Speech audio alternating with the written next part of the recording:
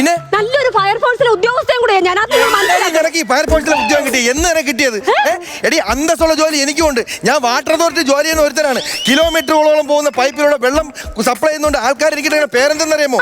പൂക്കുറ്റി മനീഷ്. ഈ പൂക്കുറ്റി മനീഷിനോട് എനിക്കൊരു കാര്യം ചോദിക്കാനുണ്ട്. എല്ലാ ആഴ്ചയും ശനിയാഴ്ച ഇവിടെ വെള്ളം ഒഴിച്ച് പൂക്കുറ്റിയായിട്ട് വരുന്നതിന്റെ ഉദ്ദേശം എന്തുവാ? എടി തിങ്കൾ മുതൽ ശനി വരെ ഈ പൂക്കുറ്റി മനുഷ്യൻ എല്ലാവർക്കും വെള്ളം കൊടുക്കുന്നു. പിന്നെ വീക്കെൻഡിൽ ഒരു ദിവസം പൂക്കുറ്റി മനുഷ്യൻ വെള്ളം അങ്ങനെയാണ് ഡെയിലി ഞാൻ പോയിട്ട് ഇവിടെ ഫയർഫോഴ്സിൽ തീ അടയ്ക്കുന്നില്ലേ? ആഴ്ച ഒരു ദിവസം ഞാൻ വന്ന് ഈ വീട്ടിൽ തീ അടച്ചോ? ഈ വാട്ടർ അതോറിറ്റിയിലെ ജോലി ഉള്ളതുകൊണ്ടാണ് നിന്നെ ഞാൻ കെട്ടിയത്. നീ ഇപ്പൊ എന്റെ കൂടെ ജീവിക്കുന്നത്. അതേ ഉള്ള എന്റെ ഏറ്റവും വലിയൊരു കുഴപ്പം. എന്ത് കുഴപ്പം?